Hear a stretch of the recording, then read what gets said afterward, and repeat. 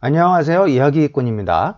요즘 유럽의 에너지 위기가 매우 심각한 상태인데요. 중장기적인 측면에서 보나 초단기적인 측면에서 보나 이것을 해결하기 위한 대안은 태양광이 될 수밖에 없을 것으로 평가되고 있습니다. 오늘 그것에 대해서 이야기를 풀어 나가 보도록 하겠습니다. 좋아요, 구독, 알림 설정 부탁드립니다. 유럽의 에너지 가격이 폭등하고 있죠. 독일 전기 가격은 작년 초 대비 무려 8배가 상승을 했어요. 프랑스는 더 심합니다. 10배 정도 한 상태예요. 지금 여기서 어떻게 살아가야 될지 굉장히 멀리서 봐도 걱정이 되는 상황입니다. 미국의 천연가스 가격은 안정되지고 있는데 유럽은 지금 천연가스 가격이 급등을 하고 있어요. 천연가스 가격을 유가로 환산할 경우에 거의 300불 정도까지 환산이 될 수 있다고 합니다. 지금 미국은 90불이 깨졌죠. 뭐 88불 하느냐 92불 하느냐 이러고 있는데 유럽의 천연가스 가격은 현재 유가 기준 한 300불 정도 된다는 얘기예요. 러시아 에너지 공급 부족뿐만 아니라 지금 폭염까지 나서 물 부족 사태가 났고 수력 발전도 차질을 빚고 있고 원전도 가동에 차질을 빚고 있습니다. 지금 유럽의 폭염이 장난이 아닙니다. 폭염 사망자가 1500명을 넘어섰다고 해요. 포르투갈은 지금 뭐 47도까지 올라가가지고 1000명이 죽었다고 하고 스페인도 뭐 45도까지 올라가가지고 500명 이상 사망을 했다고 하죠. 프랑스도 40도 중반. 지금 이게 뻘건 데가 40에서 50도 사이를 얘기하는 거예요. 지금 엄청난 이쪽 뭐 남유럽뿐만 아니라 동유럽까지도 전부 뻘겋고 있고 비교적 서늘한 지역인 영국까지도 지금 40도를 역사상 처음으로 넘어졌어요. 영국뿐만 아니라 지금 북유럽까지도 뻘건 게 막 올라가고 있는데 특히 덴마크가 지금 위험한데 덴마크가 사상 최고 기온이 1975년 36.4도였다고 합니다. 근데 지금 40도에 근접하려고 하고 있어서 기록이 깨질 것 같다는 얘기가 있어요. 산불을 일으키고 철도를 녹이고 강을 말라붙게 해서 공급망까지 방해를 하고 있습니다. 사람까지 죽이고 있죠. 산불로 여의도 면적 37배가 불타면서 이재민만 14,000명이 넘는다고 합니다. 문제는 이게 지금 시작이라는 점이에요. WMO 세계기상기구 사무총장에 의하면 기후변화 대응의 노력에도 불구하고 이러한 폭염, 홍수 등 극단과 극단을 넘나드는 이상기온이 2060년대까지 계속 진행될 거다. 이런 폭염이 일상이 되고 이보다 더 강한 극단도 보게 될 거라고 전망을 했다는 점이에요. 우크라이나 전쟁으로 유럽이 에너지 위기를 겪고 있어서 석탄 발전도 재가동하고 원전도 고려하고 있지만 결국 기후변화 대응으로 친환경 에너지가 대세가 될 수밖에 없는 상황입니다. 지난 5월에 EU 집행위원회는 REPower EU를 발표를 했죠. 당초 목표보다 더 탄소 배출 감축 목표를 높인 거예요. 1990년 대비 무려 55% 이상 줄이겠다고 하는 건데 친환경 에너지를 대폭 증가시키지 않으면 달성하기가 불가능한 수치입니다. 애플이나 테슬라 같은 글로벌 기업들도 아리백이라는 즉 기업이 사용하는 전력 100%를 재생에너지로 충당하자 뭐 이런 국제 캠페인을 진행 중인데 아리백에 참여하지 않는 기업의 제품은 쓰지 않겠다라고 하고 있죠. 그래서 이렇게 많은 기업들이 지금 전부 아리백에 참여를 하고 있는 상황입니다. 먼저 유럽의 에너지 믹스를 살펴보겠습니다. 유럽의 에너지 소스는 여전히 화석 연료가 가장 높은 게 사실이에요. 2위가 원자력, 3위가 풍력, 수력 이렇게 되어 있습니다. 현재 굉장히 각광받고 있는 태양광은 5%밖에 아직 되지 않은 상태예요. 굉장히 초기 상태라는 거죠. 물론 유럽 각국마다 사정이 모두 다릅니다. 프랑스는 여전히 원전 비중이 66%나 되죠. 독일은 여전히 화석 연료가 52%로 가장 높긴 하지만 태양광이 무려 24%까지 올라왔어요. 과거에 독일도 원전을 굉장히 많이 했는데 지금 비중이 9%로 줄어들었고 이것도 계속 줄어들고 있어요. 이렇게 각국마다 에너지 믹스의 사정이 모두 다릅니다. 이렇게 유럽연합은 파편화 문제가 있어서 금융 정책이 됐건 에너지 정책이 됐건 추진력이 약하다는 태생적인 문제가 있어요. 그러나 폭염 등 기후변화 대응은 지금 피할 수 없는 여론이 대다수입니다. 지금은 중장기적 플랜보다는 우크라이나 전쟁 등으로 인해서 당장 확보할 수 있는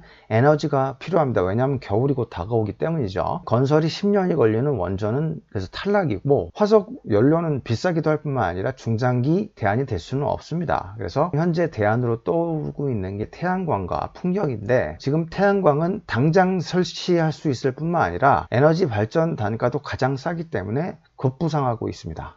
현재 태양광의 발전 단가는 2018년 이후로 가장 저렴하게 됐어요. 다른 화석 연료 대비 반값밖에 안 됩니다. 2009년 풍력 발전 원가는 메가와트당 135불이었는데 작년에 4분의 1 토막이 난 35불까지 떨어졌어요. 태양광 발전도 2009년 대비 작년에 발전 단가가 10분의 1 토막이 난 상태입니다. 이미 태양광은 2018년 이후 그리드 패러티를 달성해서 가장 저렴한 에너지가 됐어요. EIA에 따르면 메가와트당 천연가스는 81불, 그 다음에 석탄은 74불에 해당되고 있는데 태양광은 이미 45불, 풍력 46불, 가장 저렴하게 됐습니다. 최근 폴리실리콘 가격 상승으로 태양광 발전 원가도 작년 대비 한 14% 증가를 했어요. 근데 유가, 가스, 석탄 등은 훨씬 더 많이 급등을 했기 때문에 천연가스나 석탄의 발전 단가 대비 태양광이 지금